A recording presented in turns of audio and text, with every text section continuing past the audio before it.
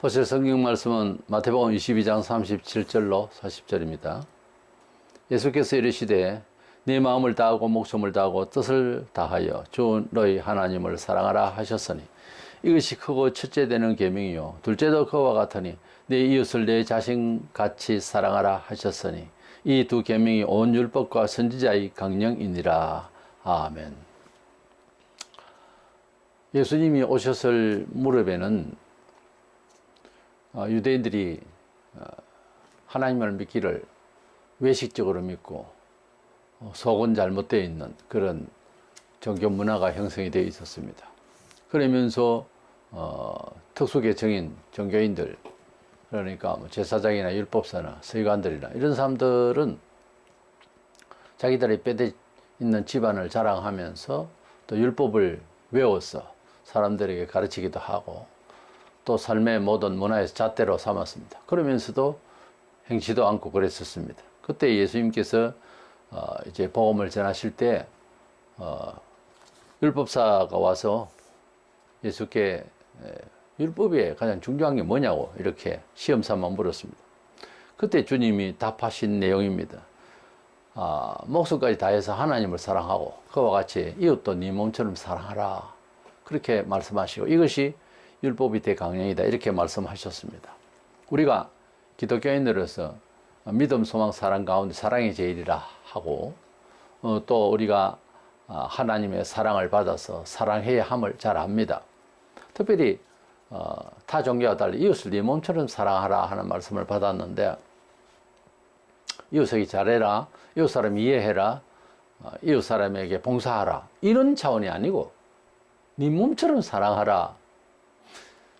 또박또박 이 내용을 읽으면 굉장히 어렵습니다. 이 말씀을 받아들이기가. 어떻게 내 몸처럼 사랑하는 교인이 얼마나 있어요? 이웃을 내 몸처럼 귀하게 여기며 신경을 쓰고 이해해주고 품고 용서하고 용납하고 사랑하는 사람이 몇이나 있겠느냐고요. 그래서 이웃을 네 몸처럼 사랑하라 이거는 안 되는데 하나님을 사랑한다라고 합니다. 근데 하나님을 사랑할 때에 목숨 바쳐 사랑하는 사람도 그리 흔치 않듯이 이는 하나님은 사랑한다 하면서 교회를 나오는데 이웃을 내 몸처럼 사랑하라고 연결해서 바로 말씀하셨거든요. 하나님 사랑을 가진 사람은 이웃을 그렇게 사랑해야 하고 또 지당하다는 뜻이죠. 근데 정말 참 부담스러운 실제로 그 말씀의 명령에 따라서 살기는 어려운 겁니다. 이 점에 대해서 한번 다시 짚어보고자 합니다. 먼저는 예수를 믿는다 할 때 예수께 나오는 그리고 늘 항상 주님께 예배하러 나오고 하는 이 예수께 나오는 태도에 있어서 나 자신이 자아가 완전 세속적인 욕망과 자존심의 모든 것이 상실이 되어야 됩니다. 그렇지 않으면은 먼저 이웃은 고사하고 예수님을 내가 실제 믿는다 하기에는 부족합니다. 예수를 믿는다라고 하는 말은 다른 면에 있어서는 내 자아를 본성의 자아, 욕심의 자아, 자존심의 자아, 세상의 경험적인 그런 판단의 자아, 모든 지정의가 예수께 나오면은 다 부인이 돼야 됩니다. 마가복음 8장 34절 누구든지 나를 따르거든 자기를 부인하고 자기 십자가를 지고 나를 따를 것이니라 그랬습니다. 자기를 부인한다고 할 때 이 부인함은 이제 흔히 고상하게 말하는 듯한 자기를 내려놓는다, 불교식의 생각이 자기를 비운다 이런 등으로 말을 하는데 나가 원치 않는 나의 모습은 묽은 것이 이렇게 내리는 것도 아니고 사실은 성경적으로 보면 스프링처럼 이렇게 튀어오른다로 되어 있어요. 그리고 쏘는 화살, 사막 안에 쏘는 화살이 어디면요.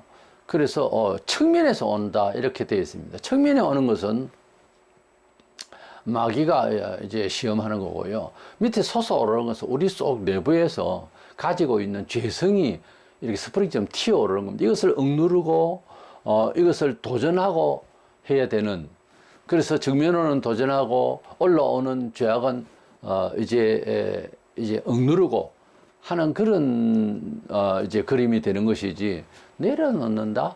이거는 표현이 좀 미흡합니다. 고상할 뿐이지 정확하지 않아요. 내려놓는 게 아니고 싸워야 하는 겁니다. 도전해야 되고 억누려야 됩니다.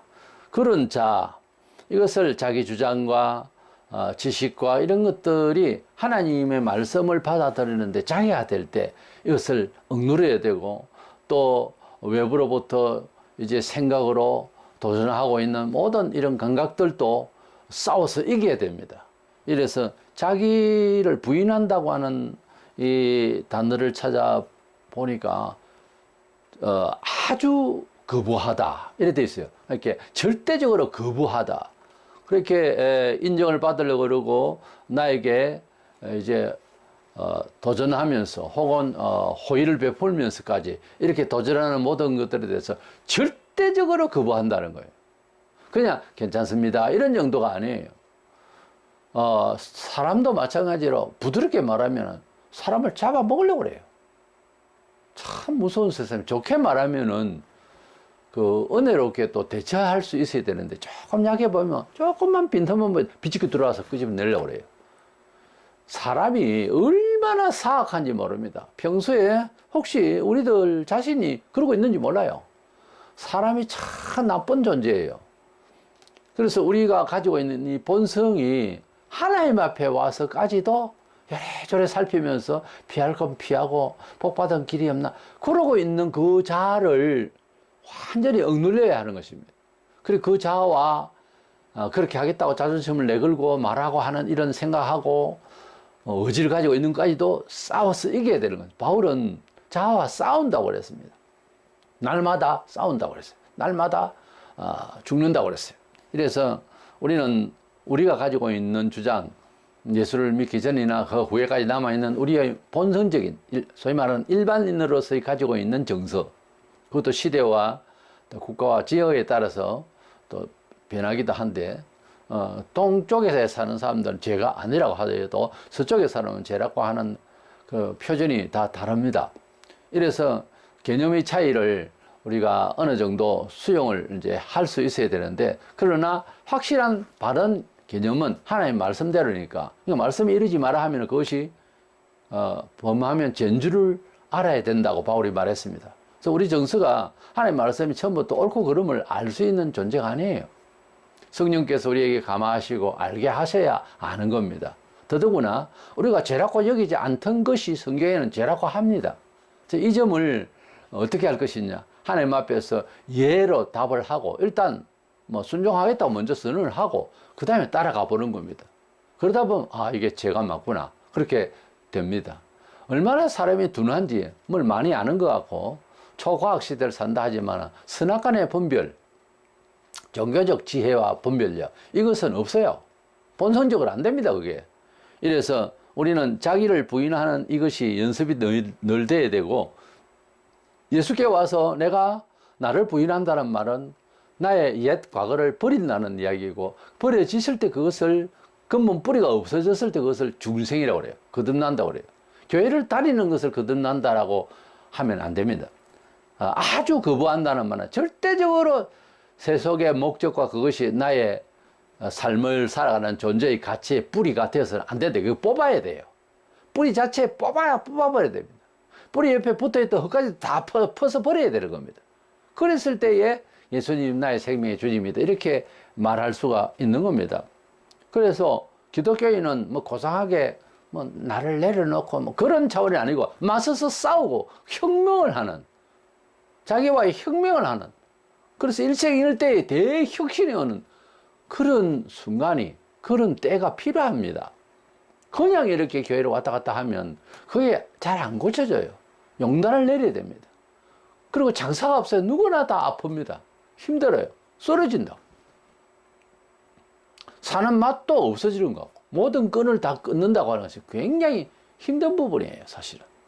그래서 하나님을 따라간다고 할 때, 주님을 믿는다고 할 때는 주님을 또 따라간다는 얘기인데, 하나님을 따라간다 할 때는 나의 경험과 나의 처지를 완전히 뒤로 하고 말씀을 따라갔던 아브라함처럼 75세에, 한 동네에서 75세를 살았으면 어디 다른 데 이주하기 힘들어요, 사람이라는 게. 거기서 즉각적으로 떠나는 겁니다. 그게 그렇게 손쉬운 일이 아니고, 인격적으로 어떻게 이해하고 합리적으로 철학적으로 무슨 사정상 이런 것이 개입이 될 수가 없는 부분이에요. 우리가 아브라함의 믿음에 영적인 후손이기 때문에 아브라함이 믿었던 태도를 닮으라고 했거든요. 아브라함이 믿으면 조상이라 했거든요. 그렇기 때문에 나를 부인한다고 하는 말은 아주 나를 거부한다는 말이에요. 그것이 우리 일상에서 늘 훈련되고 의식되기를 원합니다. 믿는다라고 하는 말도 우리가 무엇을 믿는다 할 때 인지한다로 끝나면 안 됩니다. 기독교의 믿음은 동사로 움직여야 됩니다. 내가 믿고 있는 현재 진행이 돼야 되고 그게 실천이 돼야 그것이 참 믿음인 것입니다. 믿는다 하면서 전혀 그를 따르지 않으면 그것도 사람 사이에도 믿는 게 아니죠. 의심을 하고 있는 거예요. 누구를 사랑한다 하면은 그 말도 잘해야 되지만 그 말을 좀 잘해주면 좋겠다 하지만 말보다 어떻게 살아주느냐, 상대에게 살아주느냐가 더 중요합니다. 그런데 말은 반듯한데 아주 격식 있고 교양이 있어도 와닿지 않는 사람이 있어요. 이게 영혼 없는 말이고 영혼 없는 태도란 말이에요. 이래서는 안 된다 이거죠. 그래서 예수를 믿는다 할 때는 예수를 따라가는 겁니다. 예수를 따라가려고 하면은 몸과 마음과 정성과 목숨까지 안 바치면 못 따라가요. 때로는 순교를 각오하면 못 따라가는 지경이 있어요. 이래서 예수님을 믿는다라고 할 때는 하나님의 아들로 믿는다. 뭐 그 정도죠. 그 이상 믿음이 뭐냐? 따라가야 됩니다. 주님의 교훈을 따라가야 되고 주님이 가자는 대로 따라가는 것이 신앙입니다. 그래서 따라가는 태도만큼 그의 신앙입니다. 안 따라가고 그냥 예배당 가만히 앉아있다 천국 가겠다. 그거는 딱 구원받는 수준이죠. 모르죠. 확실히 믿는지는 내가 모르겠지만은 딱 구원받는 수준이에요. 그 이상은 종교적인 문화 행동이고 피곤하면 안 믿는다 그래 버립니다. 그게 사람이에요. 그래서 그건 뭐 가타부타 남에게 말할 것도 없고 본인이 감당하고 받아야 할 상의 한계입니다. 그래서 하나님과의 나와의 관계에 있어서 먼저 정리가 돼야 되고 정립이 돼야 되고 그리고 변화를 내 자신도 알아야 되고 남도 이해해 줄 만큼 되어 있어야 됩니다. 그게 자기를 부인한 거예요. 그런데 예수 믿으면서 천여자를 부인을 해본 적이 없는 한 번도 못 해본 사람도 수두룩하게 있습니다. 근데 그런 사람들의 이야기를 다 들어주려고 하면 굉장히 피곤해요, 목사가. 굉장히 피곤합니다. 근데 그게 변화를 먹고 하면 알아서 지혜롭게 맞춰가는 걸 다 알아요. 절대로 자아를 안 내놓지. 근데 자아가 늘 항상 창자를 딱 붙들고 있으면은 창자가 아파서도 자아를 못 버려. 근데 자아를 버렸다는 사람으로서 정말 믿음으로 살려고 하는 사람은 안 아팠느냐? 아팠습니다. 무지하게 아팠습니다, 그 사람도. 그러니까 그것은 은혜를 받았다 이렇게 하고 치부를 해버리는데 그건 참 옳은 변명이 아니에요. 말 함부로 하는 거 아닙니다, 남의 일에 대해서. 그래서 하나님을 믿는다, 예수님을 믿는다는 것은 그분의 말씀을 따라가는 겁니다. 사람 사이에서도 잘 따라주는 것이 중요하지. 말만 입에서 막 미사리와가 참 말을 잘하고 아주 위하는 것 같고 정말 말을 들어보면 신뢰가는 사람이 이제 사기를 치거든요. 그곳에요. 진담을 가지고 말하는 사람은 몇 마디 안 합니다. 그리고 삶을 통해서 교제를 이루려고 하는 거죠.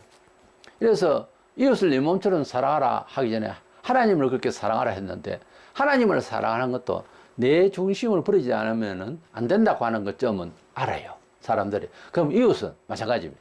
이것이 정립이 돼야 이웃에게 그렇게 할 수 있는 태도가 되는 거죠. 두 번째로는 타인을 내 몸처럼 사랑하라. 참 어려운 말입니다. 요한은 하나님 우리를 사랑하셨기 때문에 우리가 서로 사랑하는 것이 마땅하다. 뭐 우리도 인정을 하죠. 동의하는데 요한일서 3장 16절에 그가 우리를 위하여 목숨을 버리셨으니 우리가 이로써 사랑을 알고 우리도 형제들을 위하여 목숨을 버리는 것이 마땅하니라. 알기는 아는데 이것이 그렇게 잘 안 됩니다.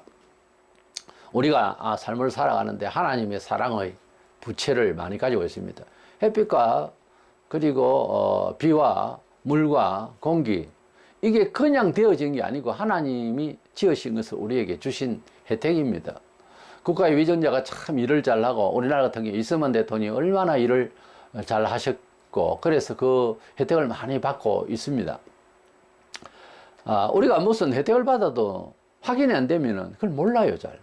부모님의 사랑을 어떻게 받았는지 시집장가 가서 아기를 낳아야 한다 그러지 않습니까? 경험이 안 되니까 잘 모르는 거예요, 이걸.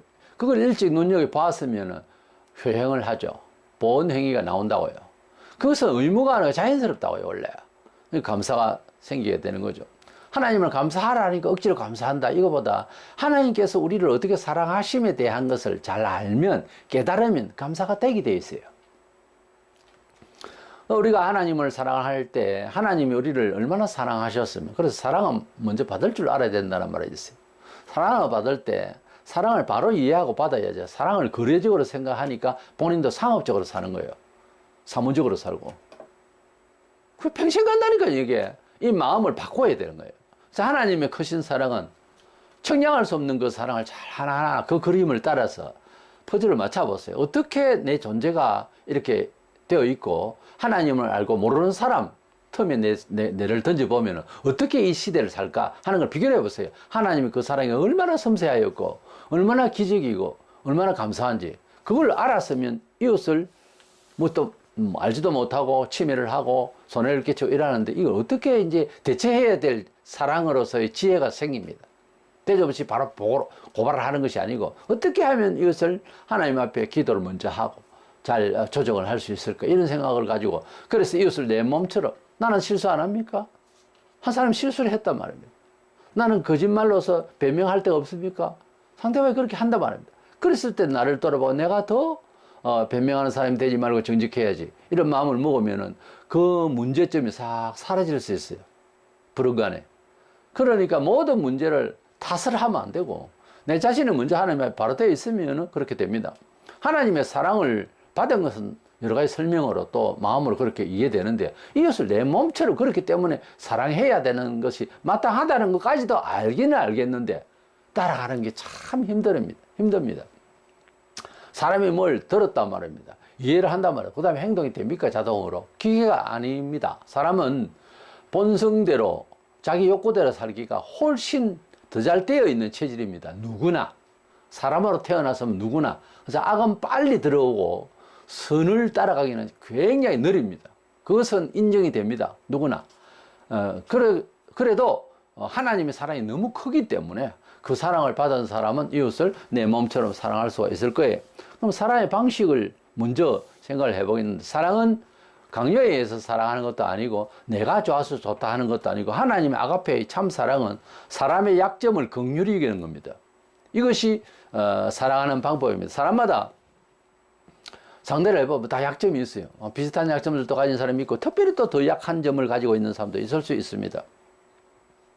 근데 사도들이 복음을 전할 때에 그런 거 저런 거 상담적으로 뭐 사람을 이제 골라서, 그래서 뭐 괜찮은 사람은 전도하고, 그것이 아니고 누구나 이렇게 닥치는 대로 다 전도를 해서 영혼을 구원해야 되니까요.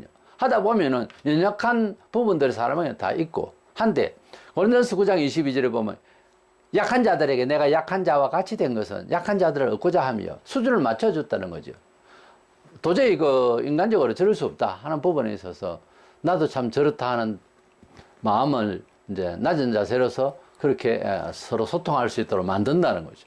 약한 부분, 물질적으로도 약하면은 목사가 뭐 얼마나 은혜를 받았는지 모르지만 아주 고가의 자가용을 가지고 탁 들이대는 것보다 그냥 걸어서 가서 만나고 온다든지 이런 식으로 수준을 낮췄다는 거죠.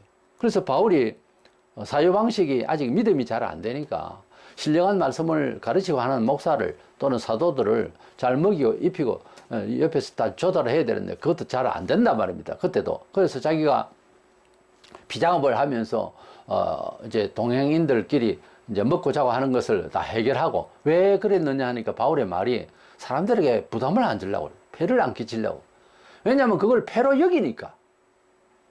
이미 폐로 여기지 않습니다 하는 사람들 같으면 뭐 저런 대로 이제 식사를 제공받을 수가 있는데, 근데 그렇게 안 하는 수준이거든요. 그러니까 그게 맞춰서 그 사람들의 마음을 상하지 않게 하기 위하니까 이것은 이제 말하자면 문제가 되지 않도록 먹을 것과 입을 것을 이제 동행들 모두 다 이제 서로 이제 일을 해서 그래서 감당을 하고 있었습니다. 그것이 좀 신자들이 좀 알았으면 그렇게까지 바쁜데 일하고 그렇게 할 이유가 없죠.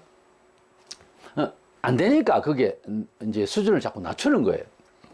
로마 15장 1절에 믿음이 강한 우리는 마땅히 믿음이 약한 자의 약점을 담당하고 자기를 기쁘게 하지 아니할 것이라. 내 좋다고 말하고 내 자랑하고 아니라 상대의 그 연약한 점을 빨리 발견해서 그 신불신간에 누구든지 상대를 빨리 발견해서 그것을 약점을 잡고 악한 세상은 내가 이기기 위해서 그것을 놀리고 그것을 비하하고 그 약점 때문에 그 사람을 무시하는 이런 쪽으로 기술이 발달됐어요. 내 자체가. 근데 우리는 그 약점을 가지고 그 부족함 때문에 그를 사랑하고 도와주고 살펴주고 하는 겁니다. 이것이 세상을 살아가는 사람과 비교가 되어야 되는 것입니다. 데살로니가전서 5장 14절에 마음이 약한 자들을 격려하고 힘이 없는 자들을 붙들어주며 모든 사람에게 오래 참으라 그랬어요. 그렇습니다. 세상의 일들을 보면 이건 사람답지도 않는 사람을 만날 때도 있고 대부분 다 약점들이 많습니다. 이것을 이제 못 참고 화를 팍 내면은 그 약한 사람은 더 참아내기 힘든 상황에서 쓰러질 수도 있고 자살할 수도 있기 때문에 참 조심스럽습니다. 그래서 모든 약한 부분에 대해서 보고 이것을 격려하고 붙들어주고 힘을 도와야 된다라고 하는 생각을 가지고 이웃을 바라보는 것이 성령의 사람이고 하나님의 사람다운 것입니다. 그것은 하나님의 사람다움의 인격 관리가 아닙니다. 종교적 도덕도 아니에요. 성령님의 강한 그런 사랑의 행위입니다. 이것은 정말 인위적으로는 할 수가 없어요. 인위적으로 인격적으로 눈치 봐가면서 교회에서 어떻게 활동하니까 하는 것은 얼마 못 가요. 고달파서 땀이 나서 짜증이 나서 못 합니다. 그러나 하나님의 사랑을 가지고서 상대를 긍휼히 여기려고 하면은 자기가 희생하고 봉사한 것에 대해서 영원히 후회하지 않습니다. 그러나 상업적 거래, 내가 자주 쓰고 싶은 상업적 거래를 통해서 사람과의 관계를 가지고 있는 사람은 어떤 순간에 오면은 다 실없어집니다. 이러고 싶지 않다는 거죠. 그래서 교회도 떠나버려요, 나중에는. 그게 이제 본래의 본연의 모습이에요. 자아의 모습이라고요. 그 자아의 모습을 여행하면서 이곳저곳 다닌다고 깨달아지는 게 아니에요. 하나님 말씀에서 하나하나 짚어가면서 나는 이 사람 닮았나? 아브라함 닮았나? 나도 사케오처럼 이렇게 확실하게 회개하고 나 닮았나? 가슴을 치면서 애통하면서 형제들 우리가 어찌할고 나도 이렇게 닮았나? 나도 이게 참석하면 이렇게 되나? 하나하나 짚어가면서 나를 그렇게 투영시켜 보세요. 혹시 신구약에서 죄 짓다가 죽은 사람 내 모습이네. 여기도 내 모습이네. 이러시 보면 심각한 겁니다. 심각한 거예요. 그래서 좀 더 회개하고 좀 더 자기를 이제 자기와의 본성과의 싸움을 잘 싸워야 될 것입니다. 이래서 마음이 약한 자들, 뭐 심령이 연약해서 믿음도 믿긴 믿는데 이제 강하게 하나님을 따라가는 그런 의지가 약한 자도 있고요.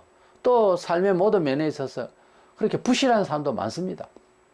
그때에 옆에서 그 사람들을 밟고 내가 일어설 것이 아니고 그를 살려주고 그를 힘주고 그를 격려하고 도와주는 그것이 사랑입니다. 사랑은 장밋빛 같은 무슨 시인이 말하는 것처럼 그런 화려한 것이 아니고 굉장한 봉사에 가깝고 긍휼함이 곧 사랑인 것입니다. 하나님의 사랑은 그렇게 인내하면서 그를 위하여서 힘을 다해야 되는 것입니다. 두 번째 생각하는 것은 그 사랑의 방법이 부모처럼 자식을 보듯이 그렇게 봐야 됩니다. 그러니까 부모가 자식이 기뻐하는 일이 있으면 얼굴이 막 부모님도 이제 환해집니다. 자식이 이제 아프면 부모님은 뭐 때문에 아픈지도 모르고 그냥 바로 웁니다, 같이. 이것은 부모님이 자식을 대하는 정서죠. 이런 정서를 우리가 이웃에 대해서 가지고 있어야 된다는 거예요. 우리가 그런 정서가 없을 때 이제 그 다음에는 철학이 되고 인격 관리가 되고 형식이 되는 거예요. 그렇게 정서가 없는 사람이 있어요. 웃을 자리에서 함께 웃고 박수 칠 자리에 박수 함께 치고 슬퍼할 자리에 같이 서러워하는, 이게 너무 없고 얼굴이 딱 굳어가 돌같이 돼 있는 사람, 하나님의 사랑을 할 수가 없어요. 못합니다, 그런 사람은. 어느 정도 못하느냐? 절대로 못합니다. 우리가 정서가 살아있어야 됩니다. 부모님이 정서가 없어가지고 오면 타격이 있어서 자식 보고 내 자식인지 아닌지도 모르겠다든가, 또 뭐 너무 막 충격이 있어서 자식까지 생각을 안 한다든가, 이렇게 돼버리면은 정서가, 부모로서의 정서가 굳어버려서 아무 활동을 못하는 거예요. 그때부터는 부모가 안 되는 거예요. 그럴 리가 잘 없지만 그런 경우도 있는 거예요. 자식을 이용해서 돈을 벌려고 하는 사람이 없나. 이 정도 되면 부모가 일단 부모의 영이 아닌 거예요. 그때부터. 바깥으로는 법률적으로는 부모지만. 그래서 우리가 이웃을 내 마음처럼 사랑한다 할 때 부모님이 자식을, 연약한 자식은 더 사랑하거든요. 더 걱정하거든요. 그와 같이 부모님처럼 정서가 있어야 된다는 거예요. 먼저는 사랑의 기술이요, 긍휼이 불쌍히 여기는 것, 세인들과 완전 반대 입장입니다. 그렇게 하는 그 정서가 부모가 자식을 보듯, 정상적인 부모가 자식을 보듯 그런 정서가 살아있어야 돼요. 울고 웃는 것이 똑같이 움직여야 된다는 거예요. 그게 안 될 때는 사랑한다고 나서면 안 됩니다. 그게 되도록 자아를 고쳐놔야 돼요. 먼저 로마 12장 15절에 즐거워하는 자들과 함께 즐거워하고 우는 자들과 함께 울라. 이 로마 12장 5절 꼭 기억하시기 바랍니다. 웃는 자들과 함께 웃고요, 즐거워하고, 그 다음에 슬퍼하는 자는 일단은 울고 있으니까 사람이 죽었거나 부모가 돌아가셨거나 그럼 아이고 뭐 우선 내가 울어야 되는 거예요. 같이. 누가 죽었습니까? 누가 돌아가셨습니까? 물어야 되는 거예요. 그래서 일단 먼저 슬퍼하는 사람과 함께 슬퍼하는 거예요. 예, 과거에는 뭐 이제 상에서 우는 그는 이제 곡할 사람도 사람을 붙여줬어요. 그렇게 위로가 되도록 해야 된다. 근데 그게 안 된다. 누가 죽었는데도 요즘 하도 사고가 많고 과학 때문에 뭐 좋은 점도 있지만 얼마나 많은 인사사고가 있는지 모릅니다. 이런 과학적인 이런 혜택도 있지만 많은 장애로 사람이 죽습니다. 이렇게 죽을 때 천재지변보다 더 죽어요. 과학적으로 이게 만든 것 때문에 이렇게 살아가면서 손쉬우면서도 위험해요. 그래서 이제 사람이 죽었다는 소리가 수번 납니다. 하루에도 뭐 30몇 명씩 고속도로에서 죽고 매일 이러니까 사고가 나서 죽고 불이 나서 죽고 이렇게 죽는 뉴스를 계속 보니까 사람이 목숨이 그렇게 중하지 않나 싶어. 그러나 당사자의 그 사망자의 그 유가족과 그 가족 주변은 이런 말할 수 없이 충격을 받고 있어요. 근데 보는 이들이 과거와는 다릅니다. 뭐 사람 죽었는가 보다 이런 정도인 거예요. 너무너무. 그런데 여기도 슬프고 저기도 슬프고 정말 뭐 전부 슬픈 일이 너무 많이 차있다 보이 그런지 몰라도 정서가 말이 아니에요. 해가 거듭할수록 온 지구촌의 사람들의 영혼은 다른 것보다 제일 어려운 상황에 정서가 메말라 간다는 거예요. 정서가 메말라 가면은 유물사관이 되고 유물사관 위에 적그리스도가 나타나서 독재를 합니다. 그게 가능하기 때문에. 정서가 살아있으면 그래 안 돼요. 슬플 때 슬퍼할 줄 알고 좋을 때 같이 기뻐할 줄 아는 사람을 공산주의로 못 만들어 갑니다. 정서가 메말라 버리고 굳어버리니까 공산주의 되는 거예요, 세상에. 말살에 살아가는 사회성 중에서 인간적인 감성이 굳어지는 것, 이것이 가장 슬픈 일이에요. 마태 11장 17절에 피리를 부르도 너희가 춤추지 않고 우리가 슬피 울어도 너희가 가슴을 치지 아니하였다 함과 같으니라. 유대인들 그 아이들이 놀면서 이제 시집장가 가는 거 그런 흉내 내고 기뻐하고 피리 불고 춤추고 그리고 사망하는 걸 하면서 곡을 하는 그런 아이들의 놀이가 그런 게 있었다고 합니다. 그때 같이 곡을 하고 같이 웃고 기뻐하고 하는 이런 모습을 가진 그런 놀이가 있었는데 그걸 비유를 해서 하는 말입니다. 우리가 이 세상에서 정부가 기뻐해야 할 일에 별로 기뻐함이 없고 그래서 기쁨을 표현하지 못하는 사람들이 참 많아요. 남들 다 기뻐하는데 입을 딱 다물고 있는 사람이 있어요. 병입니다. 절대로 병입니다. 기뻐하지 않고 슬퍼할 때 슬퍼해야 할 때 슬퍼하지 않으면 내면에 병이 온다고 그래요. 의사들이. 그게 맞을 겁니다. 그래서 이게 원만하게 영혼이 살아 움직여서 적절히 잘 이렇게 활동을 해야 됩니다. 그걸 꼭 다물고 쥐고 있으면 어쩌겠다는 건데요. 그러면 안 됩니다, 사람이. 가볍다 싶어도 그렇지 않아요. 기뻐할 때 같이 기뻐해야 됩니다.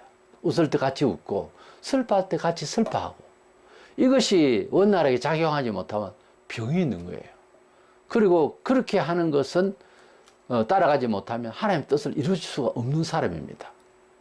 그러기 목사가 이제 여러 집사가 있고 권사가 있고 이제 교회 직분자들 장로가 있고 이랬는데 너무 굳은 사람 있잖아요. 조심스럽죠. 잘못 건드리면 위험하다고요. 폭탄처럼. 그래서 인격적으로 매우 존경받는 건 몰라도 교회 일에 너무 둔한 사람. 그리고 슬퍼할 때 슬퍼할 줄 모르고 기뻐할 때 기뻐할 줄 모르고 항상 이게 유교적인 사상이 좀 있어서 그렇기도 한데 뭐 유학적인 그런 것이 이제 뭐 그때가 어느 때입니까만은 그래도 그런 DNA가 좀 있어요. 한국에는. 그래서 참는 것이 뭐 그냥 군자다 이래가지고. 근데 참는 것도 참을 걸 참아야지. 슬픈 것은 같이 함께 슬퍼할 줄 알고 기뻐할 때는 같이 기뻐할 줄 알아야 되겠습니다.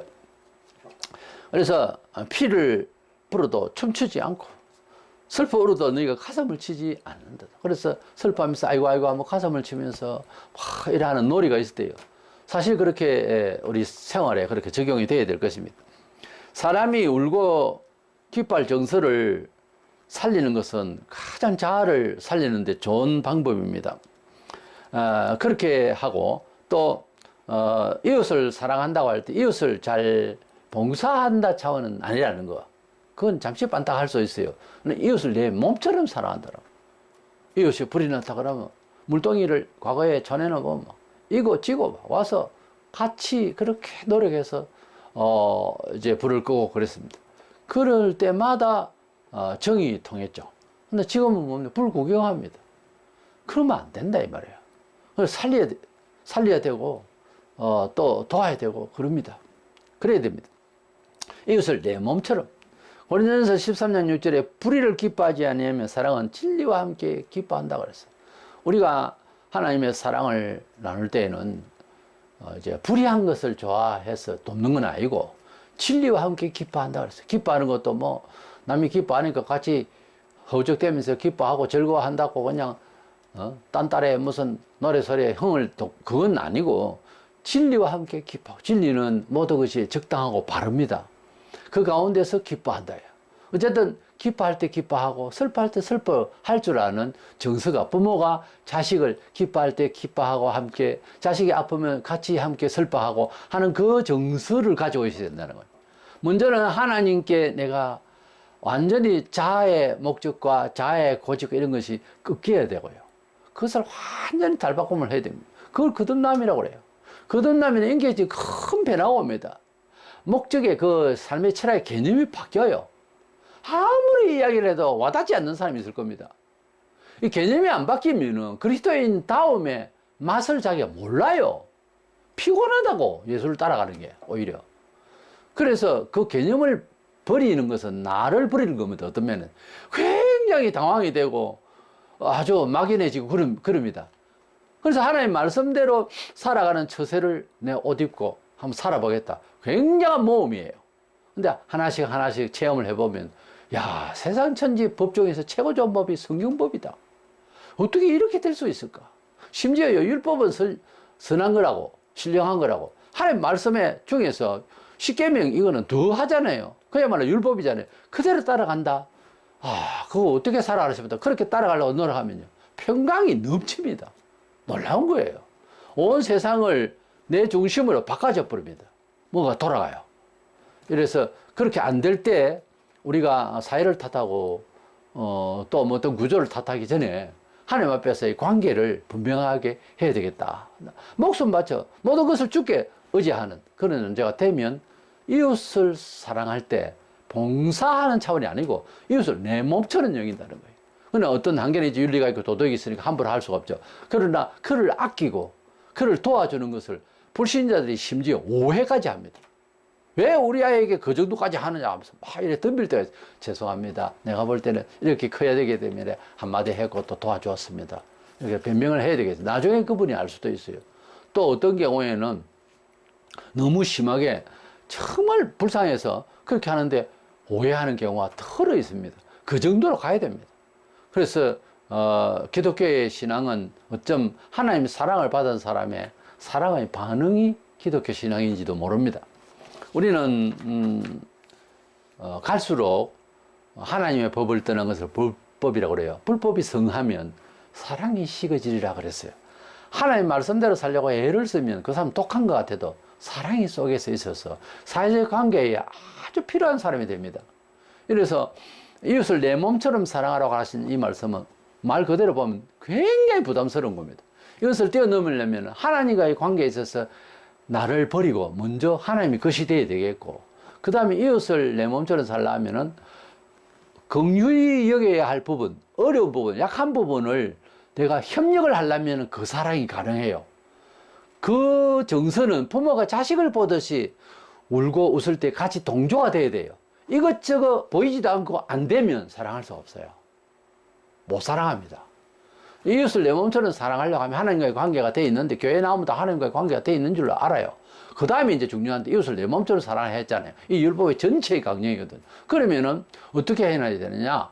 연약한 부분이 보여야 됩니다, 먼저. 그 연약한 부분을 이용을 하는 게 아니고 그 부분을 도와야 되겠다는 마음이 들어야 돼요. 난 도와야 되겠다는 마음이 안 드는데요. 그러면 그대는 사랑하는 게 아닙니다, 이웃을. 사랑 노래를 아예 하지 마세요, 아직까지는. 그 다음에 그것이 보일 때에 그것을 보고 읽는 것만 아니라 정서가 살아있어야 돼요. 기쁘면, 축하드립니다. 아유, 그런 일이 있었네요. 슬픈 일에서, 그랬어요. 병원에 있어요. 그래요. 입으로 막 한번 가봐야 될 텐데, 뭐, 이런 소리 하지 말고, 병원이 어디예요? 바로 물었으면 가야 돼요. 안 그러면 안 묻던가, 물어서 가서 뭐라도 좀 표시를 하고, 위로를 하고, 기도라도 하고, 그렇게 오는 것이 이웃을 내 몸처럼 사랑하는 거예요. 우는 자와 함께 울고, 기뻐하는 자와 함께 기뻐하는 정서가 메말라 버리면 못해요, 그 사랑. 못합니다. 나만 구원받고 가겠지 하라는 나라예요. 이거 보통 문제가 아니에요. 교회에 오는 것 자체도 힘들걸요. 그래 믿으려면. 근데 이웃을 내 몸처럼 사랑하면 그냥 악인이고 원수고 모르는 사람이고 해도 일단 대할 때 그냥 미소부터 먼저 나옵니다. 좋습니다, 그냥 사람이. 이거 구원해야 된다, 이 사람. 이래서 약점이 뭔지 보고 그 약점을 보고 세상은 뭡니까? 밟으려고 해요, 그걸 통해서. 나 그거를 보고 이 사람이 이런 약점이 있구나. 도와야 되겠다. 그러면 이제 점잖하게 자네 이런 부분에서 이렇게 약하던데 내가 보니까 예, 그렇습니다. 그거는 이쪽에 기술적으로 또 노하우를 이야기해 준다든지 그것도 사랑이에요. 그래서 협력하고 돕고. 근데 어떤 놈은 뭐 알아서 뭐 하게요. 왜요? 내가 내버려둬요. 내가 알아서 살아요. 그러면 안 되는데 하고 돌아서서 걱정이다 싶어요. 세상 말로는 저러다가 뒤지겠구나 이런 생각이 들죠. 위험하죠. 그래서 우리가 충고는 아프게 받아야 되고 또 감사함으로 받아야 되는데 충고 조금 한마디 하면 막 털어져. 이게 안 되는 겁니다. 이게 안 고쳐져요. 내가 그런 사람을 좀 들어 만났는데 그 다음부터는 뭐 친구 모시고 대화를 못 하죠. 안 하는 거죠. 해본 대로 안 되는데 어떻게 또 해보면 또 안 되는데 사람이 이제 한계가 있잖아요. 지친다고. 그래서 이웃을 내 몸처럼 사랑하라 하신 말씀에는 그런 내용이 들어있습니다. 부모처럼 자식을 볼 때 정서가 살아있는 것처럼 그렇게 안 되면 이 계율을 못 지켜요. 힘들어요. 그리고 이것을 지키려고 시작하려고 하면 그 전에 하나님 앞에서 내가 부인이 돼야 됩니다. 적극 본성을 막아내야 됩니다. 그 연습이 안 되면 나서서 이웃을 사랑하는 데는 동참할 수가 없어요. 힘이 들어요. 그거는 안 됩니다. 원칙적으로. 이래서 우리가 예사 생각하지만 이웃을 네 몸처럼 사랑하라 하신 이 말씀은 문자 그대로입니다. 내 몸처럼 아끼라는 거예요. 그렇게 이해하고 교회를 다니는 사람이 얼마나 있을까? 이웃을 그냥 봉사하라 하는 정도로 아는데 그럼 불신자도 돼요. 그게 아니고 이웃을 내 몸처럼 아끼라는 거예요. 이 점을 알고 그렇게 부담을 안고 우리도 서로 사랑할 줄 아는 사람이 되기 위해서 힘쓰는 저와 여러분 되시기를 주의 이름으로 축원합니다.